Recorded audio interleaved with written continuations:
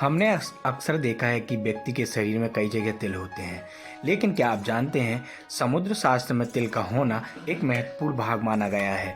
लेकिन शरीर पर किस जगह तिल होना भाग्यशाली होता है, इस विषय पर ज्योतिष आचार्य ने लोकल 18 को बताया कि समुद्र शास्त्र में व्यक्ति के शरीर के तिल के बारे में कई जानकारियाँ दी गई हैं। तिल के अनुसार शुभ और अशुभ संकेत बताए गए हैं। तो आइए ज्योतिष आचार्य से जानते हैं कि शरीर पर किस जगह तिल शुभ होता है और धन धान देता है। सामुद्रिक शास्त्र में तिल के संबंध में जानकारी दी गई है।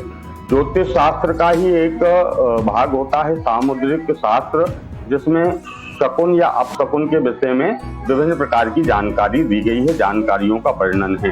तो हमारे शरीर में जो विभिन्न स्थानों पर जो तिल होते हैं, उनमें से कुछ तिल भाग्यशाली होते हैं, जिनके द्वारा हमको शुभ फल की प्राप्ति होती है। उन शुभ स्थानों के तिल को देख करके अनुमान लगाया जा सकता है कि किस प्रकार के शुभ फल की हमको प्राप्ति होने जा रही है। सामुद्रिक शास्त्र में शरीर के आकार, शरीर के रंग, तिल और अन्य जो शरीर में चिन्ह होते हैं, जो निशान होते हैं, उनको देख करके व्यक्ति के गुण, स्वभाव और भविष्य के विषय में जानकारी दी जा सकती है।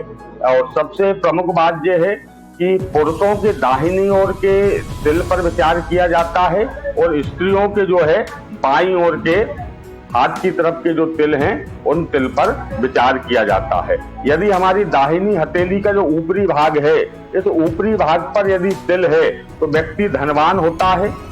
और बाएं हाथ में यदि तिल है, तो बाएं हाथ में यदि तिल है पुरुष के, तो धन रुकता नहीं है, धन का अपव्यय होता है। यदि हाथ के हम चंद्र पर्वत पर विचार करें, तो जिस व्यक्ति के दाहिने हाथ के चंद्र पर्वत पर तिल होता है, वह व्यक्ति चंचल होता है। जो गुरु पर्वत कहा गया है, उस पर यदि तिल होता है तो शिक्षा में बाधा होती है। शनि पर्वत पर यदि तिल होता है तो व्यक्ति का आत्मविश्वास से तो व्यक्ति युक्त रहता है, लेकिन उसके कार्यों में समय समय पर बाधाएं आती हैं। इसी प्रकार यदि मंगल पर्वत पर तिल है तो दुर्घटनाएं होती हैं। शुक्र पर्वत पर यदि तिल है तो वैवाहिक जीवन में संकट आता है। और बुध पर्वत पर यदि तिल है तो व्यक्ति को अनेकों बार नुकसान का सामना करना पड़ता है। अब हम शरीर के जो विभिन्न अंग हैं उनकी बात करें तो व्यक्ति के मस्तक पर या ललाट पर, व्यक्ति के मस्तिष्क पर या ललाट पर या भौहों के मध्य में यदि तिल होता है तो वह व्यक्ति बड़ा भाग्यवान होता है। उसको सभी प्रकार की सुख, शांति, समृद्धि, ऐश्वर्य की प्राप्ति होती है। नाभि पर या नाभि के आसपास यदि व्यक्ति को तिल होता है तो उसको किसी प्रकार की धन की कमी नहीं होती है। यदि व्यक्ति की छाती पे या सीने पर दाहिनी ओर तिल होता है तो वह भाग्यशाली होता है, मान सम्मान से युक्त होता है, समाज में वह प्रतिष्ठा को प्राप्त करता है।